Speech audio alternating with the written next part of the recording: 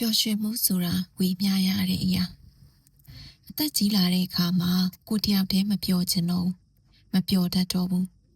သူများတွေအကုန်လုံးစိတ်ညစ်ပြီးကိုတယောက်တည်းကွက်ပျော်နေရတာဘာမှအဓိပ္ပာယ်မရှိဘူးလို့ထင်လာပါတယ်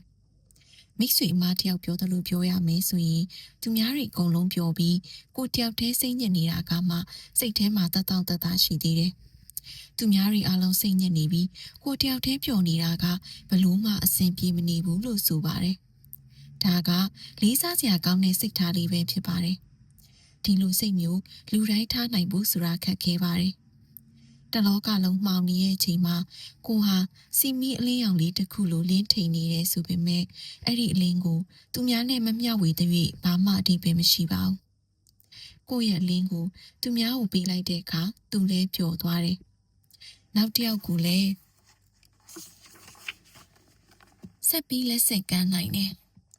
ဒီလိုနဲ့အလင်းဆက်ကလေးတွေများလာပြီးမှောင်နေတဲ့နေရာတစ်ခုလုံးလင်းထိန်သွားတာမျိုးဖြစ်ပါတယ်ပျော်ရွှင်မှုဆိုတာဒီလိုပါပဲဝေးမျှရတယ်လက်ဆင့်ကမ်းရတယ်မုဒိတာပွားရတယ်ငယ်ငယ်တုန်းကတော့အဆင့်တစ်ဆိုရင်လေကိုတယောက်ပဲရချင်တယ်နေရာတစ်ခုအသစ်ဖွင့်ပြီးဆိုရင်အဲ့ဒီနေရာကိုကပဲအရင်ဆုံးရောက်ဖူးချင်တယ်အင်ကြီးလှလှလေးဝတ်တယ်ဆိုရင်အဲ့ဒီအင်ကြီးဘက်မှာဝယ်လဲဆိုတာကိုတငယ်ချင်းကိုမပြောပြချင်ဘူးဒါမျိုးတွေကခလေးဆန်နေဆိုပေမဲ့လူကြီးဘဝမှာလည်းရှိပါတယ်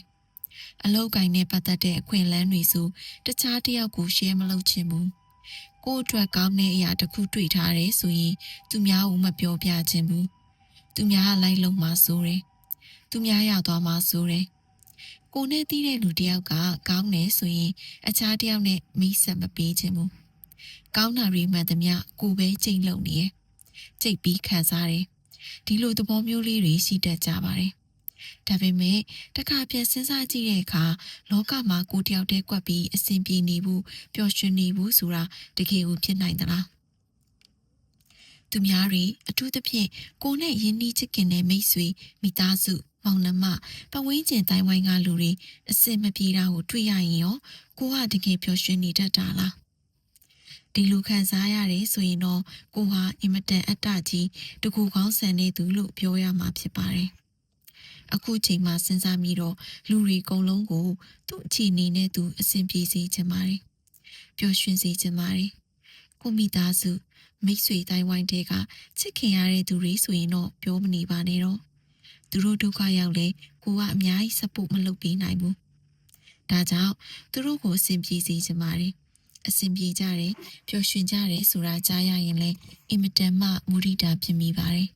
ကိုလည်းအဆင်ပြေတယ်လို့သူများတွေလည်းအဆင်ပြေကြတယ်ဆိုတဲ့စိတ်ကိုထားနိုင်တဲ့အခါပိုပြီးပျော်စရာကောင်းလာပါတယ်